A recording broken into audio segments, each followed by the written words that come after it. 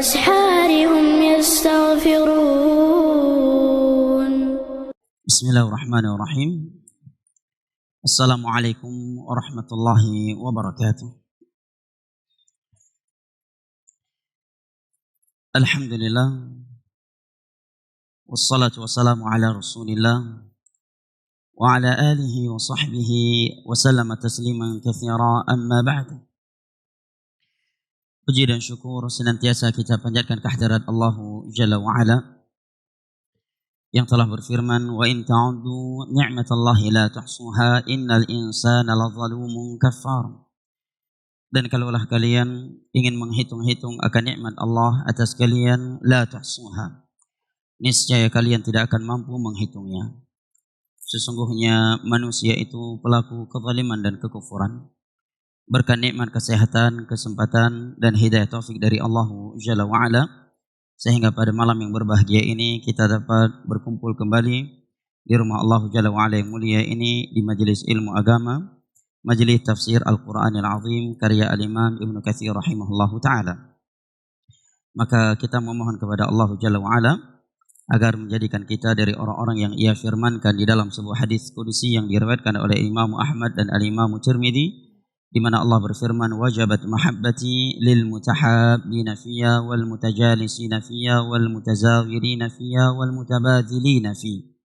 Sungguh telah pasti cintaku untuk mereka orang-orang yang saling cinta mencintai sesama mereka karenaku, saling duduk sesama mereka karenaku, saling kunjung mengunjungi sesama mereka karenaku, dan saling berbagi sesama mereka karenaku. Jamaah yang dimuliakan Allah, ibu bapak, saudara dan saudari yang Tuhan cintai dan hormati, rahimani wa rahimakumullah. Pada pertemuan yang lalu kita telah menyimak uraian Al-Imam Ibnu Katsir rahimahullahu ta'ala terkait sifat perangai orang-orang munafik yang Allah Jalla wa Ala sebutkan pada firman-Nya, wa idza dzaqul ladzina amanu qalu amanna wa idza khalau ila syayatinihim qalu inna ma'akum innama nahnu mustahzi'un Allah yastahzi'u bihim wa yamudduhum fi tughyanihim ya'mahun. Dan telah kita simak pula beberapa pelajaran tambahan dari selain uraian Al-Imam Ibnu Katsir terkait ayat ini. Berikut ini kata Allah Jalla wa Ala, ba'dama a'udzu billahi minasyaitonir rajim, ulaika alladzina ishtaraw dhalalata bil huda fama rabihat tijaratuhum wama kanu muhtadin. Mereka itu adalah orang-orang yang telah membeli kesesatan dengan petunjuk, maka sungguh perniagaan pembelian mereka ini tidaklah beruntung, dan sungguh mereka bukanlah orang-orang yang mendapatkan petunjuk. Setelah Allah Jalla wa Ala menerangkan kepada kita beberapa sifat orang-orang munafik di beberapa ayat sebelumnya, tatkala mereka menipu kaum mukminin dan ingin menipu Allah Jalla wa Ala dengan sikap mereka yang abu-abu tersebut, sebagian tempat mereka berkata beriman, menampakkan cinta terhadap Islam, tetapi sebagian tempat yang lainnya mereka mencela dan merendahkan Islam tatkala mereka bersama orang-orang Yahudi, Nasara, ataukah selain mereka dari kalangan orang-orang kafir.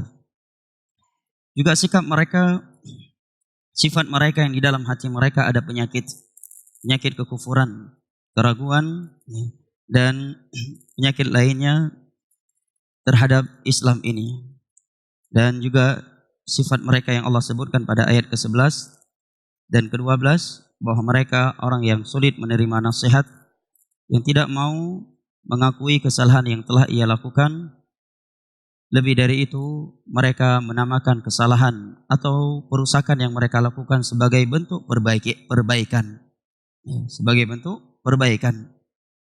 Kemudian juga Allah Jalla wa Ala menerangkan kepada kita sifat mereka yang lainnya di ayat ke-13, bahwa mereka tidak mau beriman sebagaimana imannya mereka para sahabat Nabi SAW tatkala diperintahkan, dengan alasan bahwa para sahabat Nabi adalah orang-orang yang dungu, orang-orang yang bodoh, orang-orang yang pandir, orang-orang yang rendahan menurut mereka. Ini sifat mereka lainnya.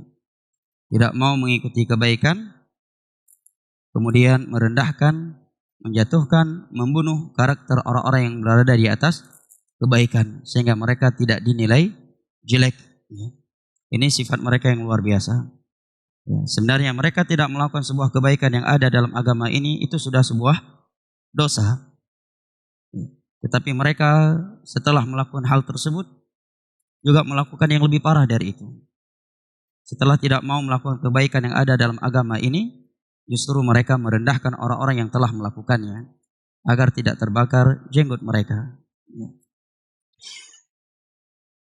Kemudian di ayat ke-14 dan ke-15 pada pertemuan yang lalu, kita juga telah memahami kriteria mereka lainnya. Bahwa mereka ketika bertemu orang-orang beriman, berkata beriman, sedangkan ketika bertemu tokoh-tokoh dan orang-orang yang semisal dengan mereka dalam kekufuran dan kemaksiatan, mereka menyatakan kami bersama kalian. Adapun kami berkata bahwa diri kami beriman ketika bersama orang-orang mukmin, itu hanya untuk mengkelabui, hanya untuk merendahkan dan memperolok-olok mereka sahaja. Mereka suka melakukan hal yang seperti ini demi memuaskan hati, keinginan orang-orang yang berada di sekitar mereka. Nah, setelah Allah Jalla wa'ala menerangkan kepada kita beberapa sikap mereka tersebut, perangai mereka yang buruk tersebut, Allah katakan tentang mereka, ulaika alladzina ishtaraw dhalalata bil huda fama rabihat tijaratuhum wa ma kanu muhtadin. Mereka itu yang memiliki sifat perangai di atas tersebut adalah orang-orang yang telah membeli kesesatan dengan petunjuk. Maka sungguh perniagaan mereka tidaklah beruntung dan sungguh mereka bukanlah orang-orang yang mendapatkan petunjuk. Kata Al-Imam Ibnu Katsir rahimahullahu taala, qala as-Sijzi fi tafsir an Abi Malik an Abi Shalih an Ibn Abbas an Murrah an Ibn Mas'ud wa an nas min as-sahabah. Qalu ulaika alladziina ishtaraw dhalalata bil huda qala akhadhu dhalalata wa taraku al-huda. Beberapa sahabat Nabi sallallahu alaihi wasallam menyatakan bahwa dimaksud dengan ishtaraw dhalalata bil huda adalah akhadhu ad-dhalalata wa tarakul huda. Mereka mengikuti kesesatan dan meninggalkan petunjuk. Kemudian kata Imam Ibnu Katsir rahimallahu taala, wa hasilu qaulil mufassirin fima taqaddam.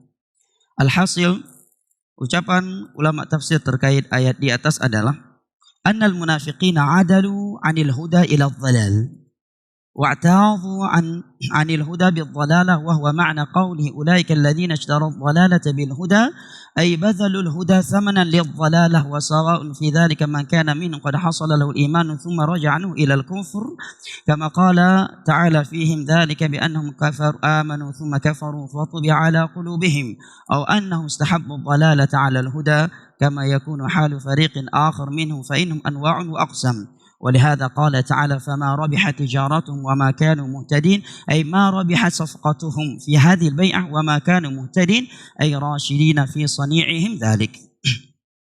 Kata Imam Ibnu Katsir, makna ulaika alladzina ishtaraw dhalalata bil huda, bahwa mereka orang-orang munafik berpaling dari petunjuk yang datang dari Al-Qur'an dan Nabi sallallahu alaihi wasallam menuju kesesatan. Wa'tadhu 'anil huda bidhalalah, dan mereka meninggalkan, menjual petunjuk yang telah mereka ketahui dengan kesesatan, demi kesesatan. Inilah yang dimaksud oleh Allah Jalla wa'ala di dalam firman-Nya tersebut, kata beliau. Baik di antara mereka yang sebelumnya telah beriman, kemudian meninggalkan keimanannya, berpindah kepada kekufuran, seperti firman Allah Jalla wa'ala dalam surat Al-Munafiqun ayat ketiga. Allah berfirman, dzalika bi annahum amanu tsumma kafaru fa tubi'a 'ala qulubihim. Yang demikian itu karena mereka telah beriman kemudian mereka kufur lagi. Maka dari itu Allah tutup pintu hati mereka. Atau mereka memang dari awal lebih memilih ad-dhalalah 'alal huda, lebih memilih kesesatan daripada petunjuk yang telah mereka ketahui. Seperti kondisi sebagian mereka yang lainnya yang Allah sebutkan dalam ayat ini dan yang lainnya. Maka kata beliau, ma rabiha safqatuhum fi hadil bai'ah. Maka Allah namakan perjualan dan pembelian mereka tersebut adalah perniagaan pembelian yang tidak beruntung.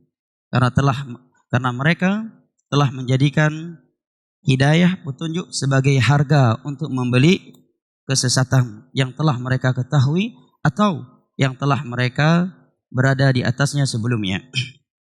Wa ma kanu muhtadin, dan mereka bukanlah orang-orang yang mendapatkan petunjuk dalam perbuatan mereka tersebut. Kemudian kata Imam Ibnu Katsir rahimahullahu taala, qala Ibnu Jarir At-Tabari, qala hadatsana Bishr qala hadatsana Yazid qala hadatsana Sa'id an Qatadah, fama rabihat tijaratuhum wa ma kanu muhtadin qad wallah ra'aytumuhu kharaju minal huda ila adh-dhalalah wa minal jama'ati ila al-furqah wa minal amni ila al-khawf wa minas sunnah ila al-bid'ah. وهكذا رواه ابن أبي حاتم من حديث يزيد بن رزوري عن سعيد عن قتادة بمثله سواء. Imam Qatadah menyatakan bahwa orang yang dikatakan perniagaan mereka, pembelian mereka tidaklah beruntung dan mereka tidaklah mendapatkan petunjuk, ini mencakup beberapa orang. Yang pertama, orang yang meninggalkan suatu petunjuk demi sebuah kesesatan secara umum. Yang kedua, dia memilih perpecahan daripada persatuan. Kaum muslimin sudah berada di bawah pimpinan sebuah penguasa yang sah, dia tidak mensyukuri nikmat tersebut. Inginnya dia memberontak dan melakukan pemberontakan sehingga kaum muslimin berpecah dan mereka tidak bersatu. Oleh karenanya, orang yang seperti itu Allah sebutkan dalam surat Al-Hujurat, fa in baghat ihdahuma 'ala al-ukhra faqatilul lati tabghi hatta tafi'a ila amrillah.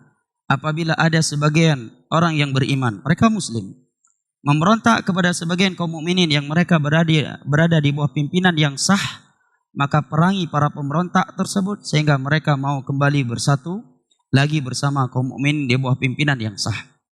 Dan di dalam Islam, orang yang memberontak itu, walaupun alasannya untuk menegakkan keadilan, di dalam Islam itu dinamakan kaum Khawarij. Dan pemimpin yang pertama kali mereka lengserkan dalam sejarah Islam adalah Uthman bin Affan, kemudian Ali bin Abi Thalib. Mereka memberontak, melengserkan Uthman bin Affan dan Ali bin Abi Thalib dengan alasan menegakkan keadilan dan bahwa Uthman dan Ali tidak adil serta banyak kezalimannya. Dan jangan dikira yang memberontak kepada Uthman orang-orang yang tidak beribadah. Justru mereka adalah orang-orang yang ahli ibadah. Mereka penghafal Al-Quran, mereka puasa Daud, ya. Bahkan yang membunuh Uthman dengan pedang dan yang menusuk Ali dengan pisaunya, seorang yang membunuh Ali yang bernama Abdurrahman bin Muljam, seorang yang ahli ibadah, ya. Penampilannya tidak ada bedanya penampilan dia dengan para sahabat Nabi. Ibadahnya luar biasa. Sebelum Nabi wafat, Nabi telah memberitahukan akan ada sebagian kaum muslimin yang bersifat demikian dan melakukan pemberontakan. Dan hadis-hadisnya dapat dilihat dalam Sahih Bukhari, dalam Sunan Abi Daud lebih luas lagi, bab Khawarij namanya. Imam Abu Daud dalam kitab Sunannya nulis sebuah bab namanya tentang Khawarij, fitnah Khawarij. Nabi bersabda, "Takhiruna salatakum ma'asiyamihim, salatakum ma'asalatihim, wa siyamakum ma'asiyamihim, wa yaqra'una al-Quran la yujawizu taraqiyahum." Nabi berkata kepada para sahabatnya, mereka kaum Khawarij adalah ahli salat. Kalian akan merendahkan salat kalian di hadapan salat mereka, puasa kalian di hadapan puasa mereka. Dan mereka ahli Al-Quran, tetapi Al-Quran yang mereka baca tidak melewati kerongkongan mereka karena tidak memahaminya dengan pemahaman para sahabat Nabi SAW. Kharaju minad din kama yakhruju sahmu minar ramiyah. Mereka keluar dari prinsip-prinsip agama seperti keluarnya anak panah dari busurnya. Di dalam hadis yang lainnya Nabi menyatakan, yaqtuluna ahlal Islam wa yad'una ahlal authan. Mereka suka membunuh kaum muslimin, tetapi orang-orang kafir justru mereka biarkan. Nabi SAW juga bersabda, hum syarrul qatla tahta adimis sama. Mereka itu sejelek-jelek bangkai di bawah kolong langit. Dan hadis-hadis Nabi SAW yang lainnya, karena aksi mereka tersebut sebagai bentuk kufur nikmat kepada Allah Jalla wa'ala tatkala mereka sudah berada di bawah sebuah persatuan, ingin melakukan perpecahan dengan melakukan pemberontakan. Wa minal amni idal khauf, menggantikan nikmat keamanan kepada rasa takut. Wa minas sunnah ilal bid'ah, menggantikan sunnah dengan bid'ah. Yang memakai kalimat bid'ah di sini adalah Al-Imam Qatadah, seorang ulama tabi'in. Ya, seorang ulama tabi'in yang belajar langsung kepada Anas bin Malik dan dinukilkan oleh Al-Imam Ibnu Katsir di sini, riwayat Ibnu Jarir dan Ibnu Katsir salah satu ulama besar madhab Asy-Syafi'i, bahwa orang yang meninggalkan sunnah demi bid'ah itu masuk ke dalam keumuman firman Allah, fama rabihat tijaratuhum wa ma kanu muhtadin. Sungguh tidak beruntung perniagaan mereka, dan mereka adalah orang-orang yang tidak mendapatkan petunjuk. Sebenarnya untuk apa kita menggantikan sunnah dengan bid'ah?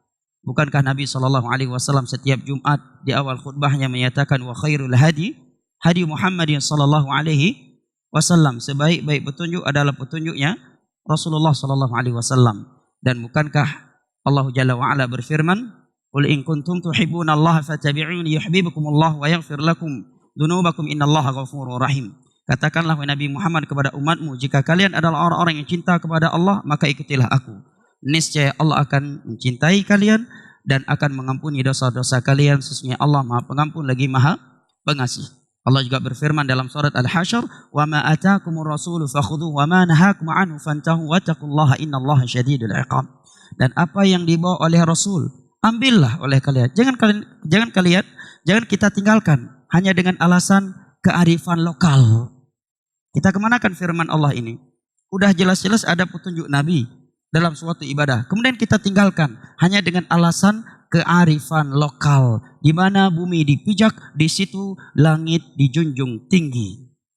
Apa arti firman Allah ini kalau demikian? Wa ma ataakumur rasul fakhudhuhu wa ma nahakum anhu fantahu. Dan apa yang dibawa oleh Rasul, ambil itu, jangan ditinggalkan. Kemudian mencetuskan cara-cara lain. Wa ma nahakum anhu fantahu. Dan apa yang dilarang oleh Rasul, maka tinggalkanlah.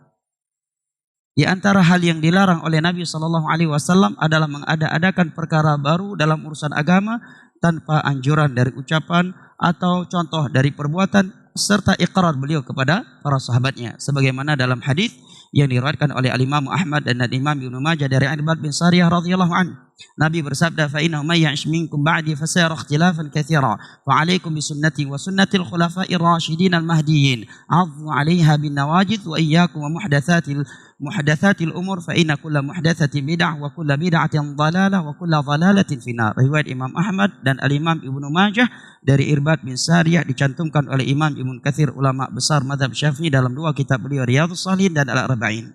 Nabi bersabda, barang siapa yang hidup panjang di antara kalian setelahku, maka dia akan melihat umat Islam ini berpecah belah yang cukup banyak. Terjadi perselisihan yang luar biasa di tengah-tengah mereka. Kalau sudah demikian, maka hendaknya kalian berpegang teguh dengan sunnahku dan berpegang teguh dengan sunnah khulafa ar-rasyidun Abu Bakar, Umar, Uthman dan Ali, dan juga mencakup sahabat beliau yang lainnya secara umum. Peganglah oleh kalian, gigitlah oleh kalian sunnahku dengan gigi geraham kalian. Dan jauhilah oleh kalian setiap perkara baru yang diada-adakan dalam urusan agama. Sebelum Nabi berkata demikian, Nabi berkata terlebih dahulu, hendaknya kalian berpegang teguh dengan sunnahku dan khulafa ar-rasyidun. Ini menerangkan bahwa setiap perkara yang dinisbatkan kepada agama, disematkan ke agama, tetapi itu tidak pernah ada di masa Nabi selama beliau menjadi Rasul 23 tahun. Baik dengan ucapan, perbuatan, atau iqrar. Lebih dari itu juga tidak dikenal ya di masa khulafa ar-rasyidun, di masa mereka memimpin. Apabila itu dilakukan, menunjukkan itu adalah perkara baru yang diada-adakan dalam urusan agama. Perintah Nabi, wa iyyakum wa muhdatsatil umur, jauhi hal tersebut. Karena setiap perkara baru yang diada-adakan dalam urusan agama, Nabi buat kaidah, bid'ah itu adalah bid'ah. Wa kullu bid'atin dhalalah. Kemudian Nabi memberi kaidah berikutnya, setiap bid'ah adalah sesat. Wa kullu bid'atin wa kullu dhalalatin finnar, dan setiap kesesatan tempatnya dalam neraka. Ini hadis riwayat Imam Ahmad dan Al-Imam Tirmidzi, Imam Ibnu Majah dari Irbad bin Sariyah radhiyallahu anhu. Kemudian juga Allah berfirman, laqad kana lakum fi Rasulillahi uswatun hasanah. Sungguh telah ada suri teladan yang baik untuk kalian pada diri Rasulullah sallallahu alaihi wasallam. Jika kalian adalah orang-orang yang mengharap Allah, hari akhir, dan banyak mengingat Allah. Karena Nabi sallallahu alaihi wasallam tidaklah diwafatkan oleh Allah setelah berdakwah selama 23 tahun, 10 tahun di Mekah 13 tahun di Mekah dan 10 tahun di Madinah, melainkan agama ini telah sempurna. Di dalam surat Al-Maidah ayat ketiga, Allah berfirman, "Al-yawma akmaltu lakum dinakum wa atmamtu 'alaikum ni'mati wa raditu lakumul Islam madina." Hari ini telah aku sempurnakan agama kalian, nikmatku kepada kalian, dan Islam ini aku ridhai sebagai agama untuk kalian.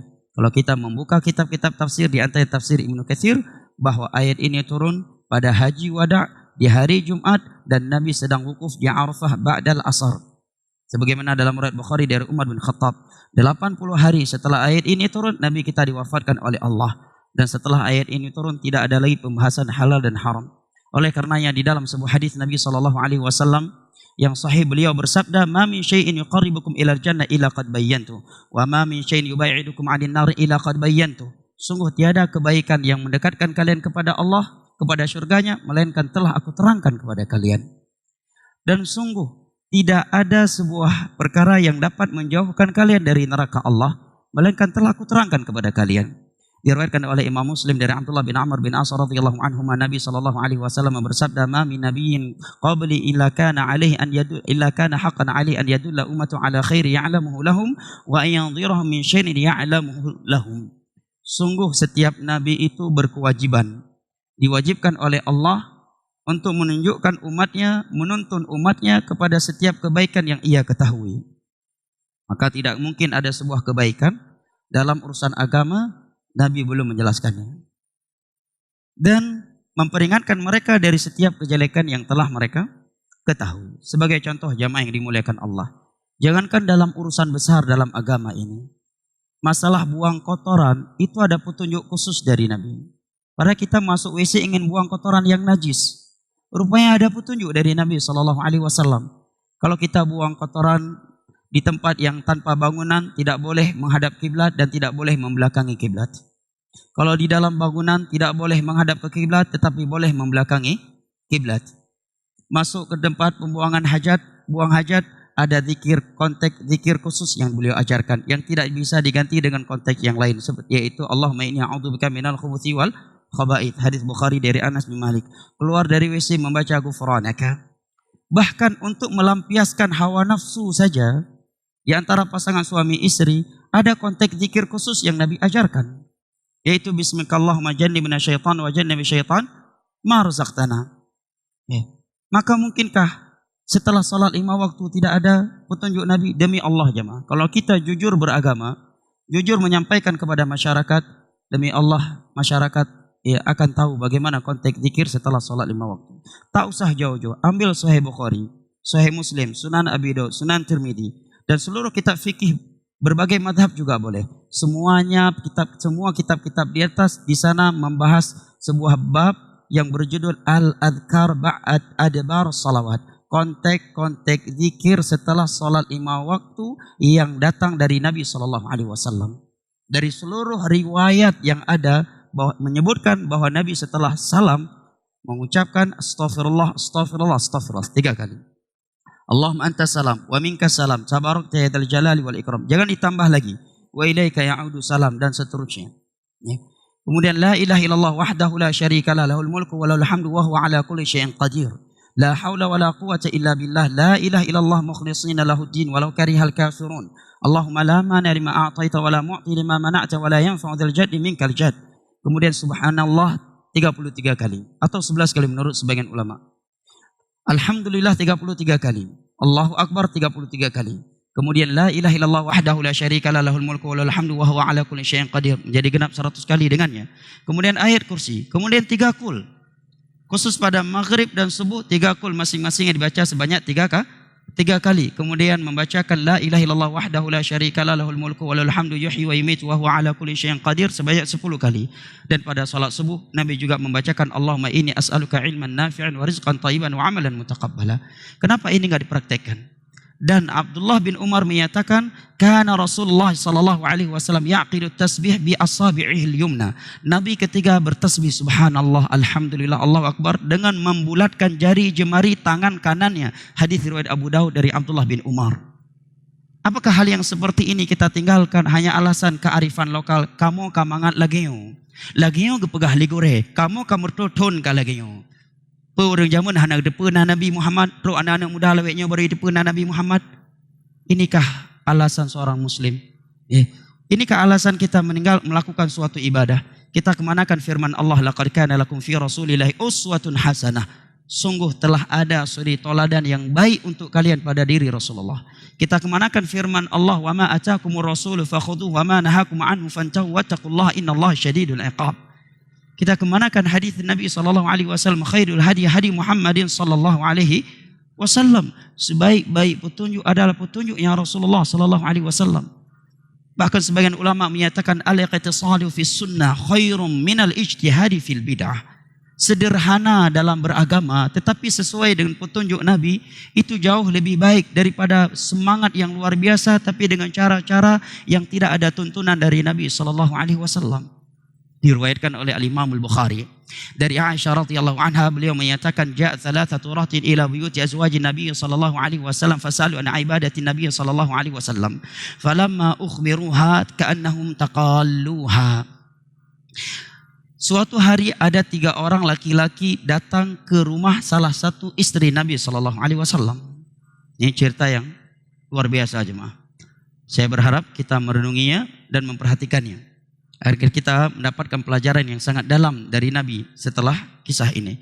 3 orang ini datang ke salah satu rumah dari istri-istri Nabi SAW menanyakan aktivitas ibadah Nabi sehari-hari di rumahnya. Setelah mereka diberitahukan bahwa Nabi tidak tiap hari puasa, terkadang tidak. Nabi tidak sholat malam 1 malam penuh. Sebagian waktu dari malam harinya beliau tidur, sebagian waktunya lagi beliau sholat. Maka mereka menganggap kayaknya itu masih sedikit. Tetapi mereka berikan uzur. Mereka menyatakan ini Rasulullah. Kalau Rasulullah ibadahnya seperti itu layak karena memang beliau Nabi Rasul. Beliau udah pasti masuk surga. Udah diampuni dosa-dosa yang telah berlalu dan yang akan datang. Kalau kita bukan Nabi, bukan Rasul. Dan belum ada jaminan masuk surga dan neraka. Berarti kita harus lebih dari itu. Maka di antara mereka ada yang berkata, fala atazawwajun nisa. Saya akan hidup menjomblo, single sampai mati. Ingin fokus ibadah. Yang satu lagi menyatakan, wa inni la usalli laila wa la arqud. Saya akan sholat malam 1 malam penuh dan tidak akan pernah tidur. Yang satu lagi menyatakan, wa inni la asumun nahar wa la uftir. Saya akan puasa setiap hari dan tidak akan pernah berbuka. Ilmu cocok loh, logi, ya kan? Mereka katakan kalau ibadah Nabi seperti itu memang sedikit sih, tapi karena beliau Nabi, Rasul, pantas. Kalau kita kan bukan Rasul, kita bukan Nabi, pakai logika. Berarti kita harus lebih dari itu. Begitu Nabi pulang diberitahukan tentang mereka. Maka Nabi marah menyatakan inni akhsyakum wa atqakum lillah wa inni asum wa uftir wa usalli wa arqud wa atazawwajun nisa. Aku lebih takut kepada Allah daripada kalian. Imanku lebih sempurna daripada kalian. Tetapi aku juga menikahi wanita. Aku tidak hidup menjomblo. Aku tidak hidup single. Aku menikahi wanita. Di sebagian malam aku juga tidur tidak sholat 1 malam penuh. Dan aku tidak pernah puasa dahar. Sebagian harinya aku berbuka. Aku lebih takut kepada Allah daripada kalian. Setelah itu Nabi menyatakan, faman raghiba an sunnati falaysa minni. Barang siapa yang membenci petunjukku, dia bukan dari umatku. Betapa mudah sebagian orang meninggalkan petunjuk Nabi hanya dengan alasan kamu katrib lagi. Dari gure, dari ujameng kereunkan kah lagi. Benek pegah yang kan bagamu. Tentang inan matang. Agama ini ilmiah jamaah. Ada dalil, lakukan. Gak ada dalil, kita semua akan mempertanggungjawabkannya di hadapan Allah hari kiamat. Tidak boleh kita mengendahului Allah dan Rasulnya dalam agama ini. Melakukan suatu ibadah. Sebelum kita mengetahui ada dasar dari Al-Quran dan hadis, bukankah ini bentuk melangkahi Allah dan Rasulnya? Dan bukankah Allah berfirman dalam surat Al-Hujurat, ya ayyuhalladzina amanu la tuqaddimu baina yadayillahi wa rasulih wattaqullaha innallaha sami'un alim. Wahai orang-orang yang beriman, janganlah kalian mendahului Allah dan Rasulnya. Takutlah kalian kepada Allah. Sesungguhnya Allah Maha mendengar lagi Maha mengetahui. Dalam surat Asy-Syura Allah berfirman, am lahum syuraka'u syara'u lahum minad dini ma lam ya'zam bihillah. Apakah manusia ini memiliki sekutu-sekutu bagi Allah Sekutu-sekutu bagi Allah yang mensyariatkan untuk mereka agama yang tidak diizinkan oleh Allah, maksudnya kata ulama tafsir adalah syirik dan bidah. Karena kalau maksiat tidak ada yang menganggap itu sebuah syariat. Tapi kalau keyakinan yang bertentangan dengan keyakinan Islamiyah atau ritual-ritual ibadah yang tidak tanpa dasar dari Al-Quran dan Hadis, mereka menganggap itu bagian dari syariat, bagian dari agama. Maka orang yang seperti itu seakan-akan dia adalah sekutu bagi Allah. Karena ketika seorang beralasan, yang penting kan baik, dia tak sadar bahwa dirinya telah menjadikan perasaan sebagai sumber hukum. Tidak ada satupun ayat dan hadis yang menjadikan perasaan sebagai sumber hukum. Yang menjadi sumber hukum kita umat Islam adalah Al-Quranul Karim dan hadis-hadis Nabi SAW yang sahih dengan pemahaman para sahabatnya. Cabang dari itu dalam pembahasan fikih adalah ijma' yang mundhabit dan qiyas yang mu'tabar dengan syarat-syaratnya. Nah, kesimpulan dari kajian malam ini bahwa di antara sifat mereka orang-orang munafik adalah menggantikan hidayah dengan kesesatan, dan hal itu karena kecondongan mereka terhadap dunia. Nah, wallahu alam bissawab. Jika ada hal-hal yang ingin menyampaikan sesuatu, saya persilahkan dengan segala hormat.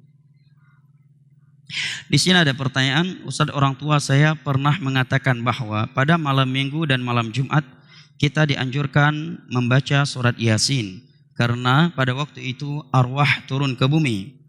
Apakah ada dalil menjelaskan hal ini? Mohon penjelasannya, jazakallahu khairan. Ini ada di dua sisi.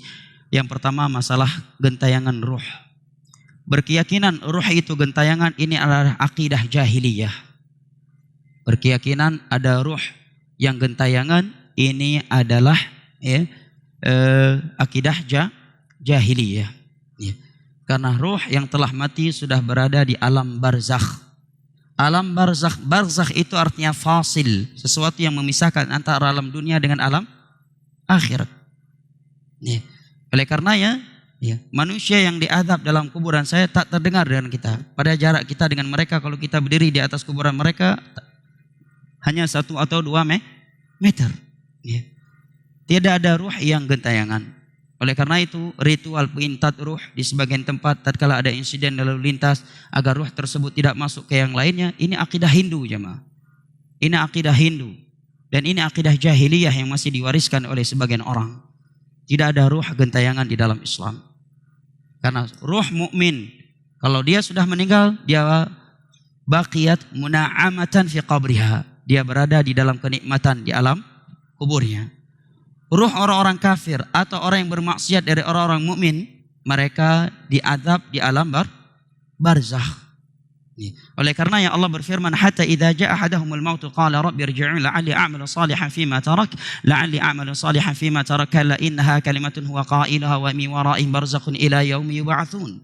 Dalam surat Al-Mu'minun, apabila kematian telah datang kepada salah satu di antara mereka, maka dia akan berkata, ya Allah, kembalikan aku ke dunia ini agar aku dapat melakukan amalan-amalan yang pernah aku tinggalkan dahulu. Maka Allah katakan, kalla, sekali-kali tidak. Inha kalimatun huwa qailuha. Itu hanyalah ucapan omong kosong yang dia ucapkan saja. Apa maksudnya? Maksudnya kata para ulama diterangkan oleh Allah pada surat Al-A'raf dengan firman-Nya, walau ruddu da'adu limanuhu an. Kalaupun mereka dikembalikan ke dunia ini, maka mereka akan kembali bermaksiat. Wa min waraihim, setelah kematian ini, barzakhun ila yaumi yub'atsun. Mereka berada di alam barzakh sampai hari kiamat terjadi, tidak akan pernah keluar. Dan tidaklah keluar, andai kata keluar, kecuali ruh bukan jasad. Bersamaan itu Allah katakan mereka berada di dalamnya sampai hari kiamat. Berkeyakinan ada ruh yang gentayangan.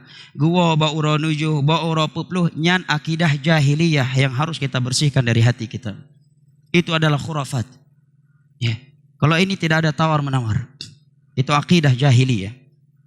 Yang kedua adalah membaca Yasin dalam sholat pada hari Jumat. Maka kita katakan membaca Yasin secara umum bagus. Ya, secara umum bagus karena Yasin bagian dari Al-Quran. Dalil-dalil yang menerangkan keutamaan membaca Al-Quran sangatlah banyak dan saya kira rata-rata di antara kita mengetahuinya. Namun mengkhususkannya pada hari Jumat ini tidak ada. Dan para ulama menyebutkan sebuah kaidah dalam beragama, mengkhususkan suatu amalan di waktu yang khusus, di tempat yang khusus, dengan cara yang khusus, ini membutuhkan dalil yang khusus. Kalau dia tidak memiliki dalil yang khusus, itu termasuk mengada-adakan perkara baru dalam urusan agama. Dan telah datang petunjuk dari Nabi khusus untuk hari Jumat dan malam Jumat adalah surat Al-Kahfi. Ya. Ini ada dalil khusus, hadis riwayat Abu Daud, Tirmidzi, datang dari Abu Sa'id Al-Khudri, dari Abu Hurairah dan yang lain-lainnya. Nabi menyebutkan barang siapa yang membaca surat Al-Kahfi di hari Jumat, sebagian riwayat disebutkan Lailatul Jumat, maka adhala lahu minan nur bainal jum'atin. Akan diberikan untuknya cahaya antara dua Jumat. Dalam riwayat yang lain disebutkan antara Mekah ke Baitul Maqdis. Itu ada khusus. Dalil secara khusus. Adapun mengkhususkan Yasin ya di hari Jumat, maka tidak ada dalilnya. Yang ada adalah surat Al-Kahfi. Sungguh benar apa yang dikatakan oleh sebagian ulama. Ma uhiyatil bid'atu ila umitat bihas sunnah. Tidaklah ada suatu ibadah yang baru yang diada-adakan dalam urusan agama dikerjakan, melainkan di saat itu ada satu sunnah Nabi yang pasti dimatikan. Tidaklah ada satu bidah yang dilakukan, melainkan di situ pasti ada sunnah Nabi yang dimatikan. Baca Yasin, akhirnya meninggalkan Al-Kahfi. Ada Al-Kahfi yang sesuai dengan sunnah. Meninggalkan, melakukan, mengucapkan kontek-kontek zikir yang tanpa dasar dari Nabi. Dengannya dia meninggalkan kontek-kontek zikir yang telah datang secara khusus dari Nabi sallallahu alaihi wasallam. Wallahu a'lam bishawab. Silakan. Mikrofonnya.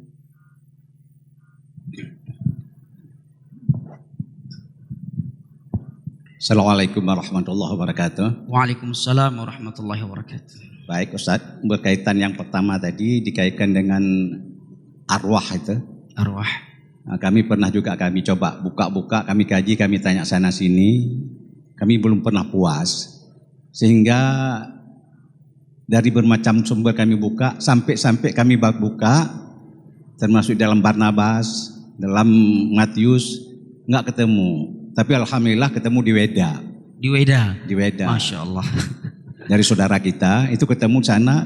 Jadi sehingga saya pertanyakan sama ustadznya di sana, mereka angkat salut kepada orang kita.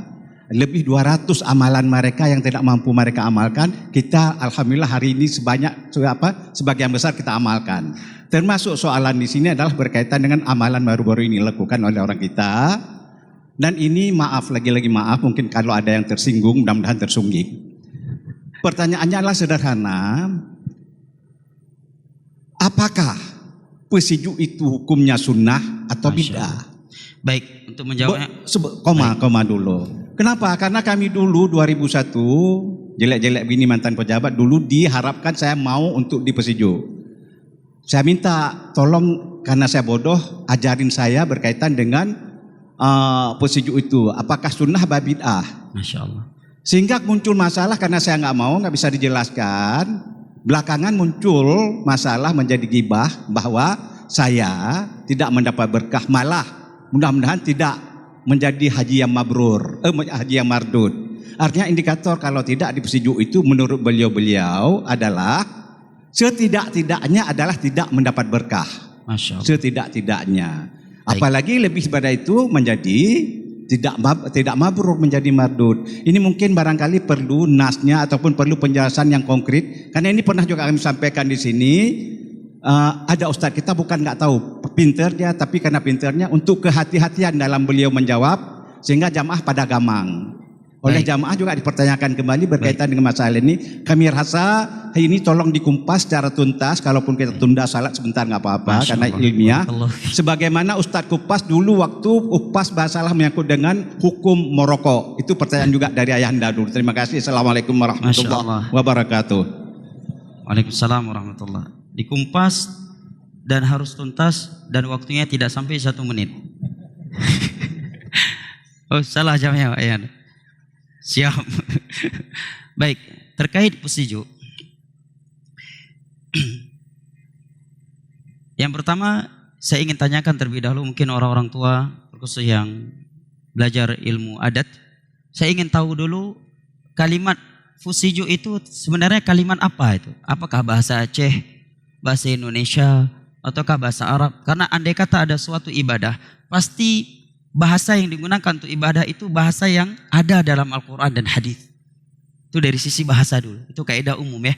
Setiap ada ibadah dalam Islam pasti penggunaannya ada dalam Al-Quran atau hadis. Atau paling tidak dalam bahasa ulama fikih, contohnya haji, hajj, ada dalam Al-Quran dan hadis, ya kan? Salat, sedekah, siam dan seterusnya. Nah, kalimat fusiju ini mungkin karena kelemahan hafalan saya, Al-Quran dan hadis, ucapan ulama, belum pernah saya mendapatkan ada kalimat fusiju dalam Al-Quran, hadis, ucapan 4 mazhab pun dalam kitab fikih mazhab, fikih mujarrad dan fikih muqarran pun belum pernah saya dapatkan. Ini yang pertama. Mungkin ada yang tahu, tolong beritahu kepada kami ilmunya. Fusiju ini bahasa Yunani atau bahasa Indonesia ataukah bahasa Aceh? Bahasa Islam Nusantara. Baik. Yang kedua, kita lihat kepada realita. Kalau kita lihat bagaimana sebagian mereka merayakan ritual ini, kita dapat memberikan definisi untuk ritual ini sebagai berikut. Kalau tidak tepat, mohon kritikannya.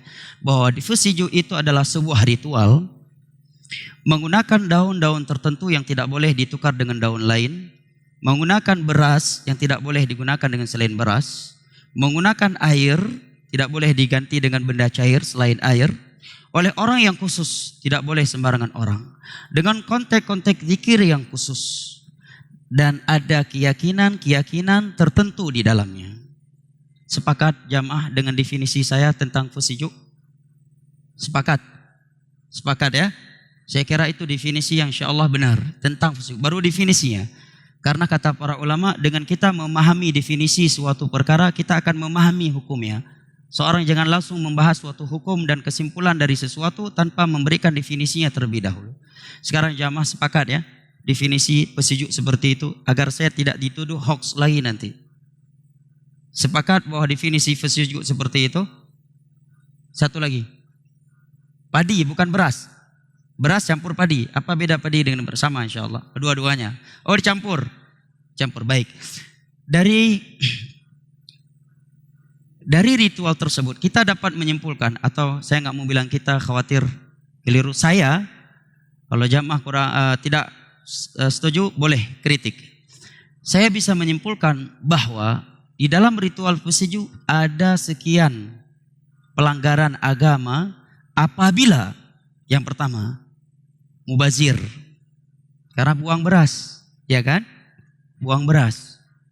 Allah berfirman, "Wala tubadzir tabdzira, innal mubadzirina kanu ikhwana syayatin wa kana syaitanu li rabbih kafura." Jangan kamu melakukan mubazir, karena pelaku mubazir adalah saudara setan. Ini yang paling kecil. Ya. Yang kedua, adakah sebagian umat selain Islam yang punya kebiasaan seperti ini, walaupun konteks bacaannya berbeda, yang sering ke Bali atau pernahlah ke Bali, ke Singapura, kalau ke KL sering kita lihat, dan terakhir pergi saya ke KL diberitahu oleh beberapa saudara kita di KL bahwa itu dilakukan oleh orang Hindu di setiap hari Rabu. Sebagian mereka setiap hari membuka toko baru masuk. Ya. Dari sisi itu ada sisi tasyabbuh. Dan Nabi bersabda, "Man tasyabbah biqaumin fahuwa minhum." Barang siapa yang menyerupai suatu kaum, maka dia bagian dari kaum itu. Ayahanda bilang tadi, tambah waktu sedikit. Baik. Dan Allah berfirman, "Wala takunu kalladzina utul kitaba min qablikum." Min qabl, jangan kalian menyerupai Yahudi dan Nasrani dalam budaya-budaya mereka.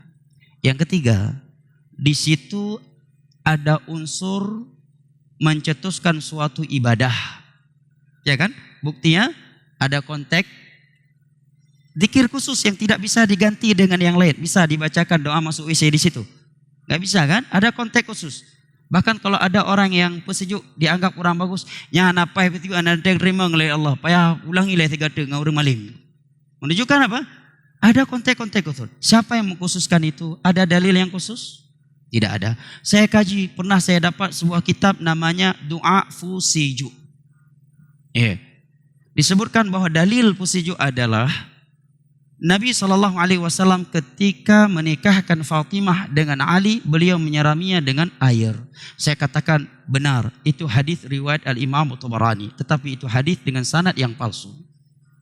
Kalau ada yang berkata, kok bisa Imam Tabarani meriwayatkan hadis yang palsu? Apakah beliau tidak menyampaikan, enggak tahu ilmu hadis? Para ulama buat kaidah, man asnadak faqad ahalak. Barang siapa yang menyebutkan hadis dengan sanadnya, dia sudah berlepas diri agar kamu bisa mengkajinya. Para ulama hadis mengkaji bahwa di dalam sanad itu ada rawi-rawi yang mereka dituduh sebagai wadha'ul hadis. Yang kedua, di situ bukan ritual pusijuk. Nabi menyiram air dengan Fatimah sebagai bermain. Andai kata itu sebuah ritual, pasti Nabi akan melakukannya pada setiap acara pernikahan. Tidak hanya kepada Fatimah saja, dan tidak ada konteks zikir tertentu di situ. Hana ge pakai pade, hana ge pakai beruh, hana ge rudang ibabah hainan pi, hana ge peruh-peruh bilaminan. Ya, ini menunjukkan adalah candanya Nabi dengan Fatimah. Unsur yang lainnya, andai kata dia berkeyakinan menganggap pusijuk adalah sumber berkah, dia jatuh ke syirik kecil. Para ulama membuat kaedah untuk mudah memahami syirik kecil secara umum di waktu yang singkat ini adalah ja'lu syai' sababan wa laysa sababan minasyirkil asghar. Menjadikan sesuatu sebagai sebab kebaikan atau kejelekan, yaitu bukanlah sebagai sebab kebaikan atau kejelekan secara syar'i dan secara kauni, maka itu adalah syirik kecil. Ini kaedah intisari dari dalil, seperti Nabi mengingkari tatayur para orang-orang jahiliyah yang mengadu nasib dengan burung dan seterusnya. Dari mana dalilnya bahwa pusijuk sumber berkah? Secara dalil enggak ada. Secara kauni juga tidak. Justru ada orang setelah pusijuk mepak metoji. Ya, leh pusijuk engkau 2 minggu kamu ceri. Yang hana pusijuk menton-ton hana ceri-ceri lom. Ya kan? Berarti secara syar'i enggak, itu bukan dalil, tidak ada dalil. Secara kauni juga tidak dilakukan. Jika dengan ada keyakinan tadi, maka jatuh kepada syirik kecil. Dan sangat banyak indikasi yang menunjukkan bahwa orang yang melakukan ritual tersebut ada unsur keyakinan di situ. Buktinya apa? Buktinya sebagian mereka menganggap kurang berkah. Bahkan ada yang tidak siap melakukan acara walimatul urum. Yohana pusijuk, bem kawin nganu kamu. Kamu kabiasa ini kamu pusijuk. Hana tem pusijuk, bem kawin nganu kamu. Bem kawin kampung kamu. Menunjukkan apa? Prinsipil. Ya kan?